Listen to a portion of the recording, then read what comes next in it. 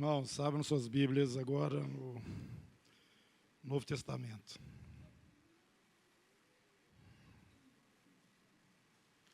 Quem já achou o Novo Testamento, levanta a mão. Agora nós vamos para a carta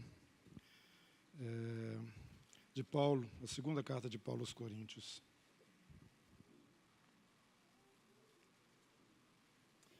Antes da leitura, eu quero lembrar vocês que aqui esse tempo que nós tivemos aqui, a oportunidade de estar abraçando, conversando, a alegria que estava aqui era uma coisa, assim, sentida, visível, assim, nesse lado dos sentidos naturais nossos. Né? Estou falando espiritual, não, estou falando sentido natural. A gente percebia uma animação, alegria, para mim em especial, né? Porque a gente pode sair, abraçar os irmãos com mais liberdade, conversar sem precisar sair rápido. Eu quero que você preste atenção nisto que ocorreu aqui e lembre o seguinte: isso vai se repetir. Eu não estou falando aqui, nós podemos repetir isso várias vezes aqui, desde que o Espírito nos conduza, mas eu estou falando que isso vai se repetir num momento em que a alegria vai ser tão grande que esse corpo que nós temos aqui não suportaria. Você imagina isso? Vai ser o dia que nós encontrar a turma toda lá em cima no céu, nesse arrebatamento maravilhoso. Isso que nós usufruímos aqui é só uma ideiazinha do que vai ser. Aquela multidão de santos nas nuvens com Jesus. Meus irmãos, eu imagino que vai ser uma correria de lá para cá para abraçar uns aos outros. E tem aquele irmão que já foi há muito tempo, você está com saudade dele. Você pensa nisso, irmão? Você tem que pensar nisso, porque essas coisas são as coisas que são lá do alto, e a palavra fala para a gente pensar nas coisas que são do alto, né? E, aliás, esse fato vai ser bem no alto, vai ser lá nas nuvens. Nós vamos encontrar com Jesus com corpos transformados para que possamos suportar a glória, a alegria e essas coisas que o Pai já tem reservado para nós. O Pai já está preparado, eu vou preparar lugar para vocês. Eu vou preparar lugar para vocês. E eu vou.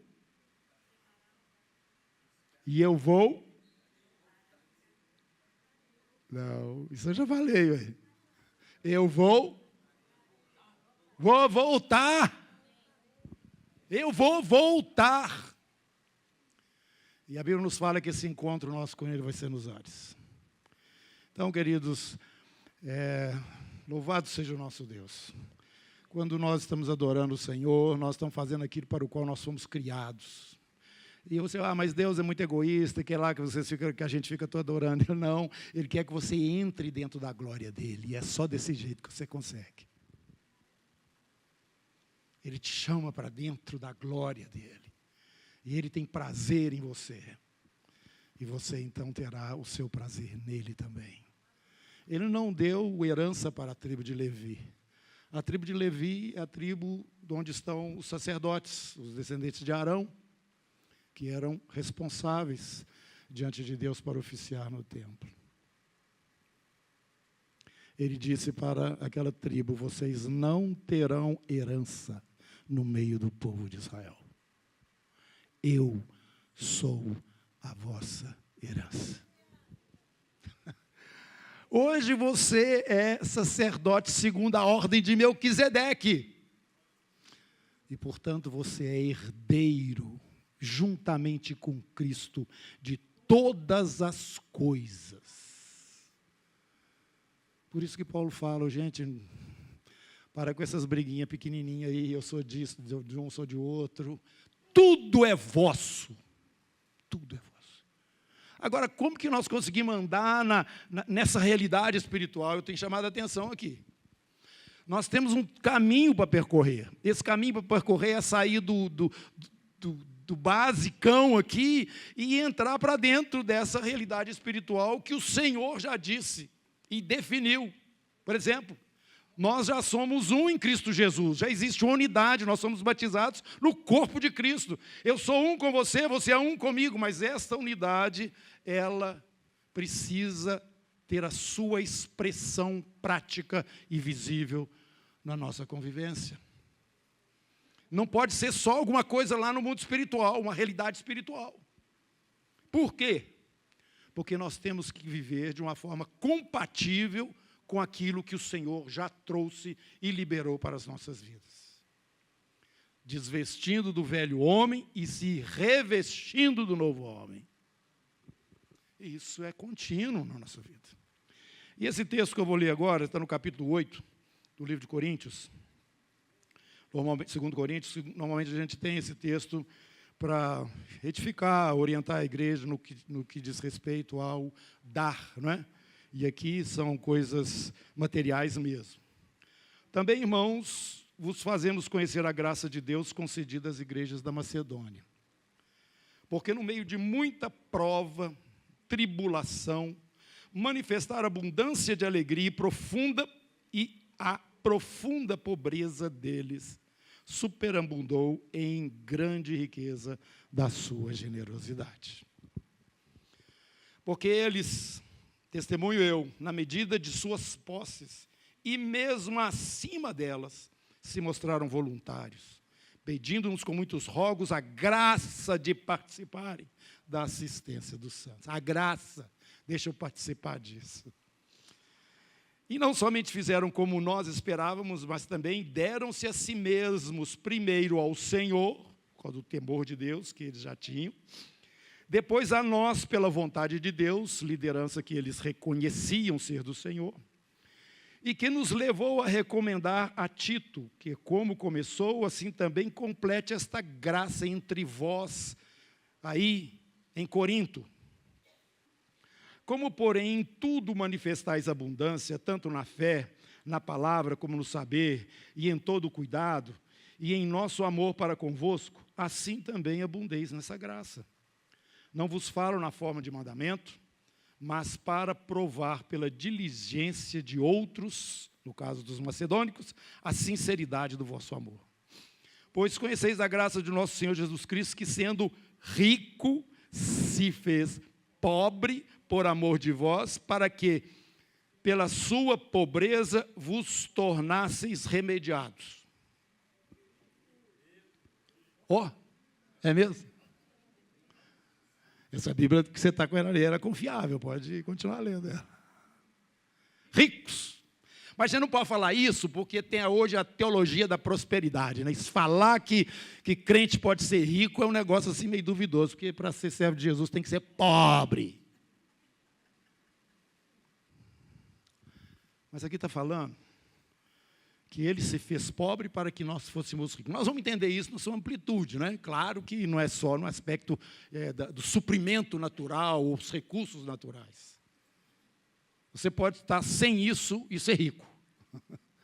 Se você está no Senhor, você é rico. Aí ele continua: e nisto dou minha opinião, pois a vós outros, que desde o ano passado principiastes não só a prática, mas também o querer. Convém isto. Também o querer convém isto. Quer dizer, ele já tinha preparado, já tinha falado sobre isso lá em Corinto. Agora ele está recomendando, né, mandando ali o Tito, com outros irmãos, para que eles então recolhessem esta oferta que estaria sendo endereçada aos irmãos lá em Jerusalém, que souberam que estava passando a necessidade, que estava difícil para eles lá, nesse aspecto. Então, Paulo, ele organiza um grupo de pessoas, não foi ele sozinho que fez isso, para que houvesse prestação de contas, né, desta oferta. Ele, então, já estava voltando agora a falar com Corinto sobre esse assunto, já colocando os irmãos da Macedônia. Macedônia, lembra? Filipos, Tessalônica, Bereia. Tá? Essas igrejas que, quando ele foi passando na sua segunda viagem missionária, elas foram sendo formadas. Isso era da Macedônia. E a Acaia, onde estava o Corinto, ele, então, estava dizendo para aqueles irmãos da Caia que já foram preparados, falou primeiro para eles a respeito disso, que agora as igrejas da Macedônia também estavam se ajuntando naquele esforço, só que eles não tinham muito recursos. Mas eles queriam participar. Então, Paulo está falando que eles fizeram além daquilo que era a capacidade normal. O que é essa capacidade normal? E teve um aspecto aí que foi pela fé que eles andaram. Vocês não creem nisso, não? Eles se colocaram numa posição mais difícil do que aquela que eles estavam, para poder ter o privilégio de contribuir com os irmãos que estavam passando aperto lá em Jerusalém. Então, a história é maravilhosa. Você vai continuar aí lendo, não vou ler o texto todo, capítulo 9 também, Paulo já vai explicando mais coisas. Mas o que eu quero tirar aqui como lição para nós, irmãos, é que nós temos que entender esta unidade do corpo de Cristo além das nossas fronteiras ministeriais. Os irmãos que estavam tanto em Corinto quanto naquelas cidades da Macedônia, eles não tinham conhecimento assim, do que estava se passando em Jerusalém, se eles não fossem informados disso, que ocorreu através do apóstolo, cremos assim. Mas eles se entenderam um só povo. Lembrem que eu ministrei aqui uns 2 domingos atrás, nós somos um povo de propriedade. Aleluia, esquece disso não. Eu sou propriedade exclusiva. Ah, mas eu peco, eu faço isso. Tudo bem não, está tudo ruim, mas o Senhor não vai abrir mão de você não, Ele é seu pai, Ele vai te pegar pela orelha, Ele vai te disciplinar, você vai passar por algumas situações onde você vai ter que aprender algumas coisas que Ele quer que você saiba, e você só vai saber dentro de um momento de pressão, porque fora disso a coisa não entra, né, na cabeça da gente, mas Ele nunca vai dizer, não conheço isso aí. Por quê? Porque nós somos comprados com o sangue do unigênito. Nós somos comprados com o sangue do unigênito. Então, irmãos, eles se entendiam um só povo, povo de exclusiva, né, propriedade do Senhor, e queriam de todas as formas ajudar aquela parte que estava em dificuldade, ainda que não tivessem tantos recursos assim como era o caso das igrejas da Macedônia.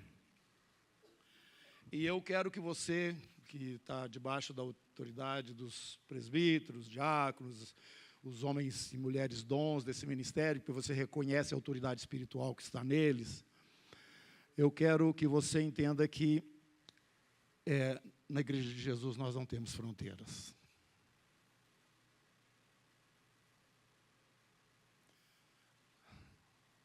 Não temos. Vamos explicar. Aqui perto da gente mesmo, tem comunidade cristã da Zona Sul, nós estamos, né? A gente desce mais um pouquinho ali, tem a Igreja Batista da Lagoinha. A gente anda mais um pouquinho, nós vamos encontrar a 8ª Presbiteriana. E assim você vai abrindo, você vai ver que tem muitas organizações cristãs, que não significa diretamente que são Igreja de Jesus.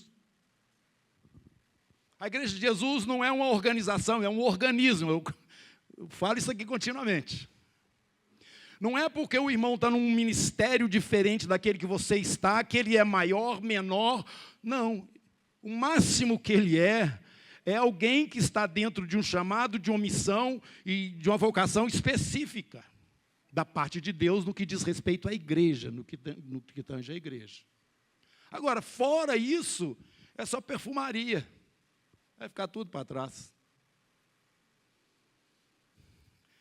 Povo de propriedade exclusiva de Deus. Esse ministério nasceu entendendo e sendo ministrado. Entendendo, eu não sei, mas ministrado sobre isso. Nasceu. Nós não precisamos temer, irmãos, que outros irmãos, outros ministérios estejam bombando e a gente não. Esquece isso. Muito menos achar que você está aqui na comunidade cristã da Zona Sul, você está acima dos outros, porque aqui faz diferente isso, diferente aquilo. Para com isso. Isso é vaidade. Isso é divisão. E eu estou falando só no que diz respeito aqui à nossa cidade, né, uma parte dela. Agora imagine, irmãos, nós temos irmãos espalhados no mundo inteiro. Eu, quando acompanho essas histórias lá da igreja perseguida e vejo o que está acontecendo com essas pessoas, eu fico pensando assim, meu Deus, isso podia estar acontecendo aqui dentro da minha casa, comigo, com meus filhos, com meus netos, conosco, com os irmãos, que estão aqui andando comigo. Por que o meu coração não está se angustiando por eles? Nós não somos um só povo? Você sabe que os cristãos são o grupo religioso mais perseguido do mundo? Você sabia disso? Você sabia que hoje nós temos mais mártires do que naquele tempo, quando o Império Romano começou a querer destruir os cristãos? Você sabia disso? Irmão, nós somos um povo e o Senhor vai fazer com que todas estas fronteiras que nós construímos desapareçam. Porque o chamado dele na igreja é muito superior àquilo que você entende que é a igreja de Jesus. Ela, assim como o Senhor, é um mistério. Mistério de Deus que está sendo revelado. No mundo espiritual, as próprias potestades, principados, essas forças invisíveis que Deus criou, essas ordens, estão olhando para a igreja, está olhando para você, está olhando para mim, está olhando para nós. E em qualquer momento que eles entenderem que existe uma brecha, uma disputa, a possibilidade de colocar um contra o outro, é isso que vai acontecer. Eu fico sempre com um pé atrás com isso. Porque existem muitas coisas importantes que precisamos saber, muitas coisas que realmente são riquezas de Deus para nós, mas tem uma que é superior a todas as outras, porque diz respeito a todos, independente de chamados, de ministérios, de dons. É que nós somos um só corpo em Cristo Jesus. Algumas organizações têm medo que o rebanho, né, visite outros ministérios, ou conheça outras pessoas, ou que fique escutando pastores de outras igrejas. Por quê? Porque aquilo ali é uma organização, não é a igreja de Jesus. Ele tem medo de ficar sem os dizimistas da igreja dele. Falei na lata, né? De vez em quando a gente solta, mas assim, sem querer. Irmãos, infelizmente nós vivemos assim, tipo, competindo uns com os outros, querer mostrar mais resultado. Estou falando ministerialmente falando. Para com isso, seja simplesmente igreja de Jesus. Você está aí com a Bíblia aberta? Vamos aí no capítulo 11. Da primeira carta. Primeira carta, no capítulo 11. Olha o que Paulo está falando para os irmãos lá.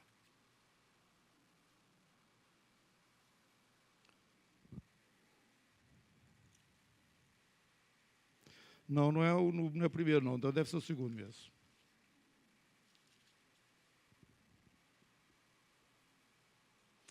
Capítulo 11 de 2 Coríntios, verso 1, 2, 3. Quisera eu me suportasseis um pouco mais na minha loucura. Suportai-me, pois. Porque zelo por vós com zelo de Deus, visto que vos tenho preparado, eu estou preparando vocês, para vos apresentar como virgem pura a um só esposo, que é Cristo. Vocês lembram que eu pedi uma vez para vocês aqui? Não vai me envergonhar lá naquele dia, não, hein? Porque Paulo falou, vocês é que são o resultado do meu ministério. Então, eu zelo para que eu quero apresentar vocês como uma virgem pura a um só esposo, que é Cristo. Agora tem gente que pensa que essa esposa é deles. Que o ministério é dele, e que o ministério é a igreja, e que é dele. Não, que isso. Nós todos somos ovelhas desse bom pastor que é Jesus. Ele levanta alguns para ajudar, aquilo para estruturar o corpo. Pastores, mestres, evangelistas, mas o pastor mesmo, o guia, se chama Jesus. Aí, versículo 3, mas receio que assim como a serpente enganou a Eva, na sua astúcia, assim também seja corrompida a vossa mente e se aparte da simplicidade e pureza devidas a Cristo. Sabe o que Jesus está esperando de nós? Simplicidade e pureza. O resto é com Ele. Não precisa de você ficar querendo proteger a igreja com sua doutrina, com seu entendimento da palavra, com a forma. Não, defender a igreja? Não. Você precisa fazer isso, não.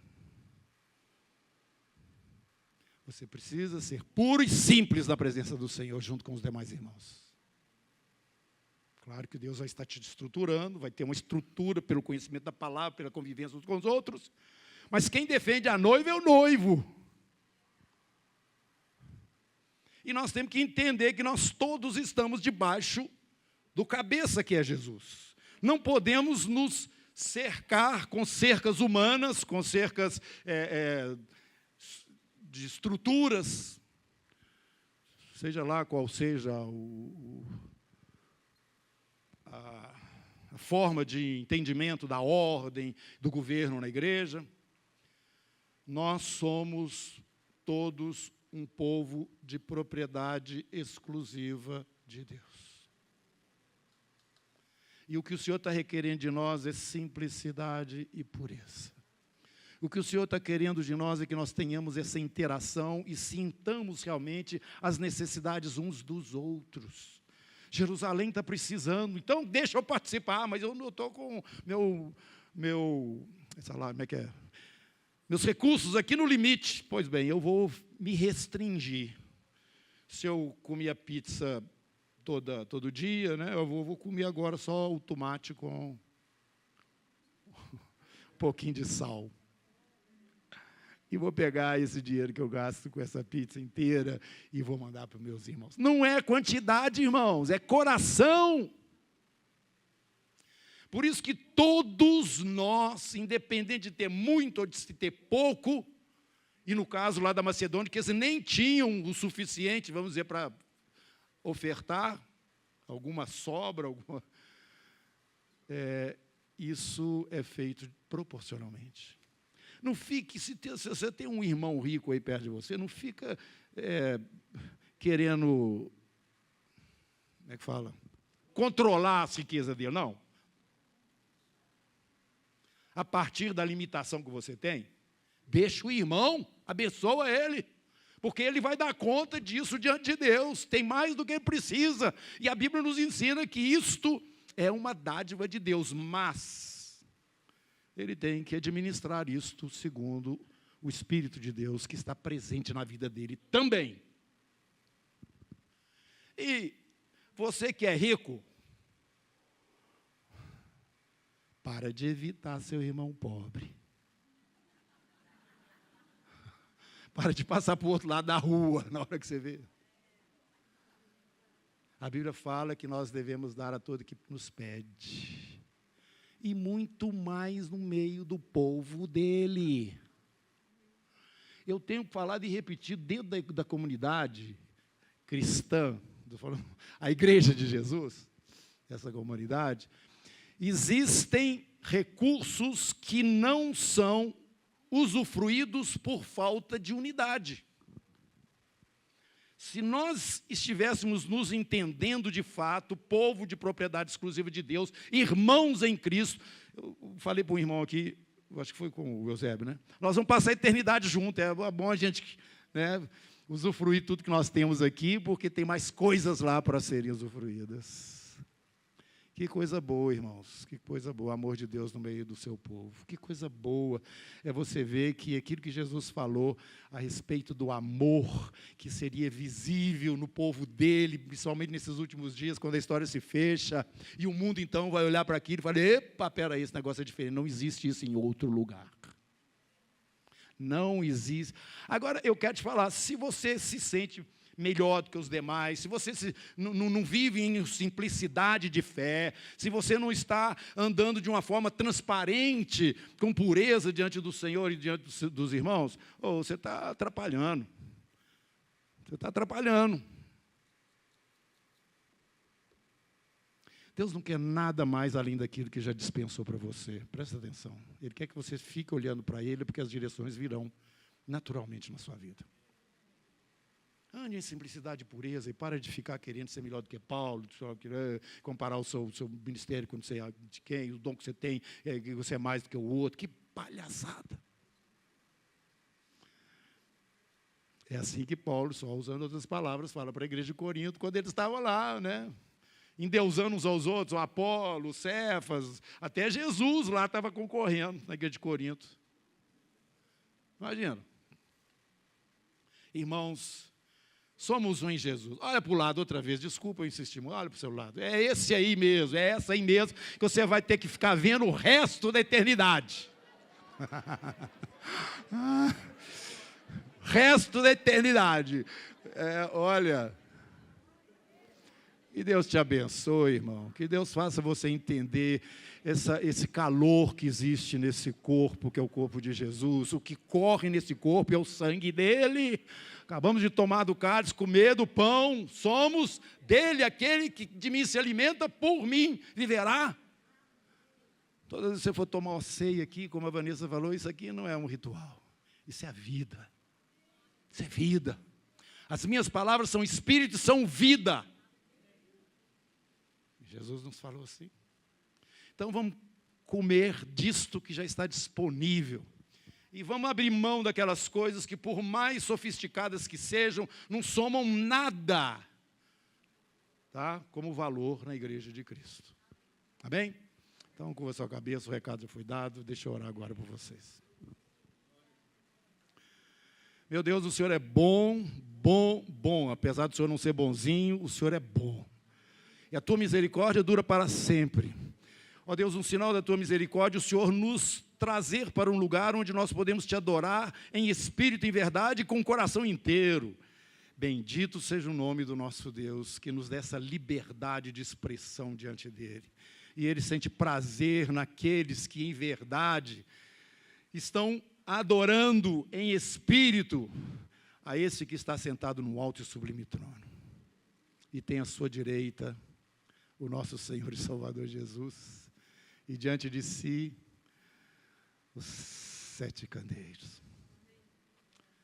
Oh, Jesus, Pai, Filho e Espírito Santo, Tu és santo, santo, santo, o Senhor Deus triuno, o Todo-Poderoso, o nosso Deus. O Senhor já foi dito aqui que aquele que nós nos tornamos semelhantes àquele a quem adoramos. Nós estamos adorando o Senhor. E nós queremos ser assim como Tu és. Assim como Tu és. Nos ajuda, Senhor, na limitação que ainda temos, na pouca compreensão das coisas espirituais que ainda está presente na nossa vida. Senhor, tenha misericórdia do Teu povo, dos Teus filhos que somos nós. Queremos alcançar lugares mais altos em Cristo, mas te pedimos que o Senhor nos faça caminhar, porque por nós próprios nós não alcançamos isso, Senhor. O Senhor é que coloca em nós o querer e também o realizar. O querer já está aqui, então aguardamos de Ti que o Senhor esteja nos acrescentando e nos colocando mais altos na Tua presença dia após dia. Em nome de Jesus. Amém. Deus te abençoe, querido irmão.